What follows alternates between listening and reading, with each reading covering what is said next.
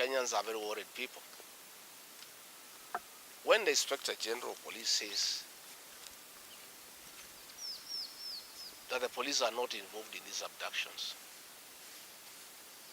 and then he admits they are happening, what happens? The National Police Service have a constitutional duty to protect life and property. When the Inspector General of Police admits that he is helpless, what are the people of Kenya supposed to do? The admission by the Inspector General of Police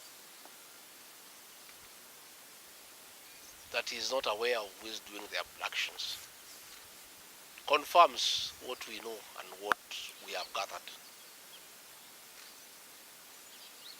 There is a unit of police officers that are not under the command of the Inspector General of Police that are carrying out these abductions and killings.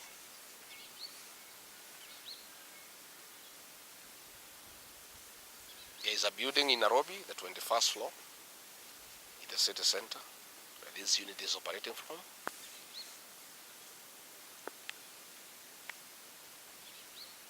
Led by a certain Mr. Abel, will be giving a second name the next 1 week or so. Is a unit of officers drawn from across security agencies that are not under the command of the Inspector General of Police. Abel is a cousin to a very senior government official in this administration. And if this unit is not dismantled, we'll be giving the name of the building and the full names of that officer and his cousin in this administration. And these people are not answerable to the Inspector General of Police. Your guess is as good as mine as to who is the commander of that unit. Let me emphasize that killing our children will not quell the anger of the Kenyan people. People are very angry with this administration. Abducting young people is not a solution. You must address the cause of the disquiet, of the discontent. Why are people aggrieved with this administration? That must be dealt with. Abducting these children and killing them is not a solution. And I must remind my friend and brother, Dr. William Ruto, that since independence, no government has ever gone for children. This is the first administration in the history of this country to target children for repression and persecution. Even the colonial administration, brutal as it was, it never went for the children. And the question the president must address is simple. Why has everybody turned against you and the administration in only 2 years? That is what you need to interrogate instead of persecuting these children. Again, he must understand the law of nature. Nature abhors vacuum.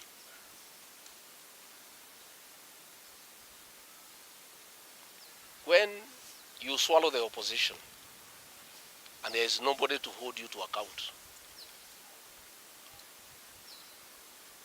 when you capture parliament and other institutions of oversight, since nature abhors vacuum, other formations will emerge to oversight you and hold you to account. And that is how the church has come up to hold the government to account. And that is how these young Kenyans have come out to hold the government to account. In the unfortunate event that these children were to be muzzled and silenced through death and abductions, another extrajudicial methods of silencing dissent. Some new formations will also come up to hold the government in check because nature abhors vacuum. So the amount of repression that is going on in the country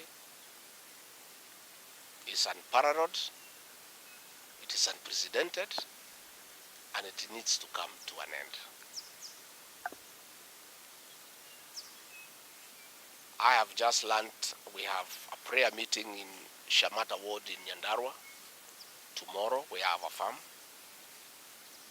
The residents of that ward normally meets once in a year for prayers to close the year. We have prayers tomorrow. And the police commander there in that county is intimidating leaders to cancel those prayers, that they will not be allowed to take place, that they need a permit. I want to tell the county commander in Nyandarua that you don't need a permit to hold prayers. Again, is this repression by this administration.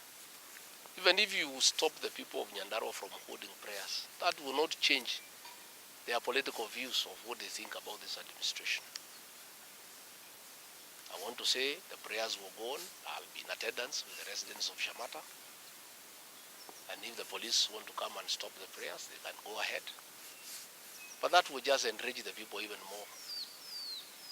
And those tactics of using police to stop prayers were tried by the previous administration. And the president knows how it worked out. You just agitate people more. You make people more rebellious. There is no need for police to interfere with people's rights of expression, of association, and the freedom of worship. So I want again to ask the Inspector General of Police to tell his county commander in Nyandarua not to interfere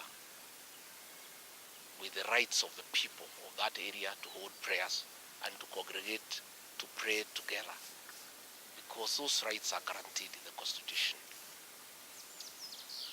And this is not the way to deal with dissent and discontent. Let the government take time to find out why people are unhappy. Why are people so discontented with this administration? But try to stop people from meeting, from congregating, will not solve any problem. It will just magnify an already bad situation. And I can tell them it will not work. It's an exercise in futility. So good people, I just wanted to make those remarks about abductions. I don't know whether Uhuru is going to Ruto. I don't have such information. But I have said many times the people of this region don't follow leaders. It's leaders who follow the people. I don't follow anybody myself. I only follow the people. I have said I have very extensive consultations with the people of this region so that we decide what is our political destiny. That consultation is ongoing on. It's going on. It's very extensive. It's very thorough. And it's what I'm doing here. When you walked in, I was having some consultation, and I continue to do so. I'll never follow anybody. I'll always follow the people. The alarming rise in abductions, forced disappearances, and extrajudicial executions targeting innocent young Kenyans is an issue I first raised over 5 months ago while still serving as Deputy President. During that particular press conference in Mombasa on 26th of June, I pointed out that we were breaking a promise we made to the people of Kenya that would ensure there would never again be abductions, forced disappearances, or extrajudicial killings, at least not under our watch. At that time, I was castigated greatly by other members of government. In fact, raising this issue as I did became one of the grounds used to hold me out of office. However, what I raised 6 months ago when it started to be used as a means of handling public disquiet has now escalated into a full-blown and terrifying pattern of how this administration handles criticism. Abductions, forced disappearances, and extrajudicial killings have become alarmingly frequent, to a point we now have certain quarters trying to justify this as a means of handling grievances. I say this because the victims are overwhelmingly young Kenyans whose only crime is the innovative ways they have employed to speak out against the political establishment.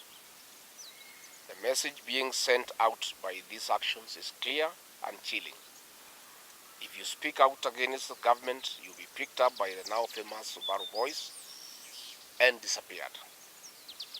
The purpose of this message is to intimidate the young men and women of our nation and discourage them from ever speaking out again, the way they did when they expressed their disagreement with the Finance Bill 2024.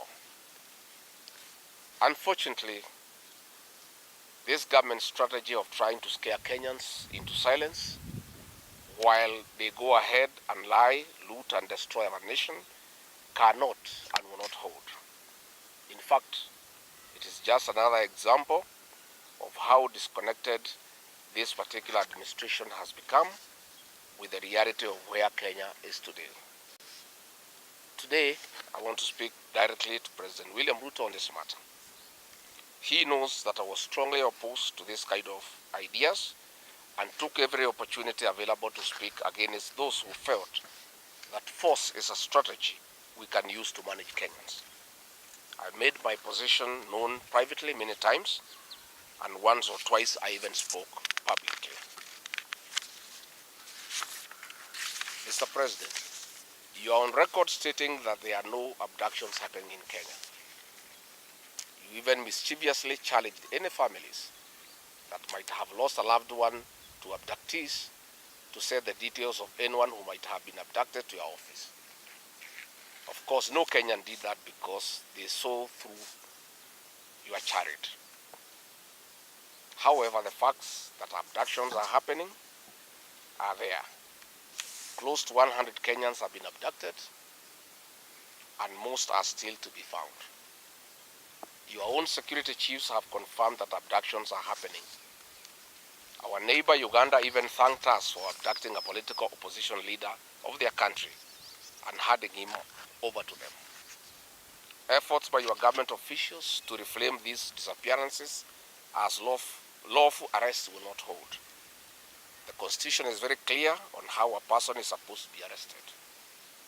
At no point does it provide for the kind of actions we are seeing, where Kenyans are abandoned into cars by unidentified men in masks and then disappeared never to be found again, or their bodies found buried in mass graves.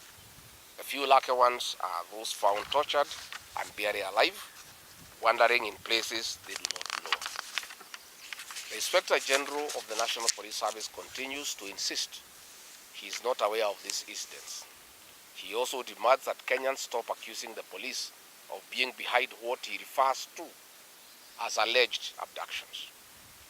Which begs the question, how can the police still be in denial when there are witnesses, video evidence, and countless grieving families coming forward?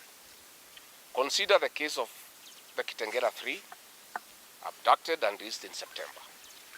They recounted harrowing stories of a 32-day ordeal involving torture. Yet months later, the Inspector General has neither new information nor a single suspect in custody. Instead, he continues to treat these abductions as speculative. Between June and November 2024, reports indicate 74 cases of enforced disappearances, with 26 individuals still unaccounted for. Tragically, the events this December have only worsened the situation. New abductions are being reported, with more families coming forward to share heartbreaking stories of loved ones taken without a trace. This failure of accountability raises an urgent and troubling question. Who is responsible for these abductions, and why our security forces powerless or unwilling to intervene? The situation is clear. Our security agencies are either actively complicit in silencing dissent or profoundly incompetent and unable to take decisive action on one of the most significant security crises the country has faced under this administration. When I raised concerns about the dysfunctionality of the National Intelligence Service, I was accused of being insubordinate. However, the events of recent months have regrettably validated my position. President William Ruto must take full responsibility and immediately address these egregious violations. To remain silent or inactive is to suggest that these actions are being carried out with his knowledge and consent. It is impossible to ignore the fact that the only link among the victims is their criticism of the president and his administration. This administration explicitly promised that such atrocities would not happen under its watch. Yet today, it is our children, our future, who are the targets of a ruthless wave of repression. Kenya deserves better. The rule of law, justice, and the fundamental rights of every citizen must prevail. We call upon all leaders, stakeholders, and citizens to rise together and demand accountability. This state of lawlessness must end. We also make an urgent appeal to all friends of this country, the media, the church, local and international civil society, and the international community. We need you to intervene. In the face of government complicity and blatant violation of fundamental human rights and impunity, the voices of Kenya's citizens are being silenced. We ask you to take a firm stand against these atrocities. Pressure must be brought to bear on this administration to respect its constitutional obligations, protect its people, and end this reign of terror. Silence from the global community will only embolden those who perpetuate these crimes. Finally, 6 months ago, I demanded for the resignation of the head of the National Intelligence Service. It was politicized. Today, I retaliate that demand. I also demand the resignation of the Inspector General of Police, the Director of Criminal Investigations, and the Director General of the National Intelligence Service. They have clearly failed Kenyans. Meanwhile, the government must tell us what we are to do now that our security agencies have publicly stated that they are unable to protect us from these abductions. Do they want us to defend themselves? Or what is the Inspector General of Police telling us? To the families of the victims of whom this season of celebration has been overshadowed by anguish and unrelenting search for their loved ones who have vanished without trace, we assure you that we will stand with you until your loved ones come home and justice is delivered for these despicable actions.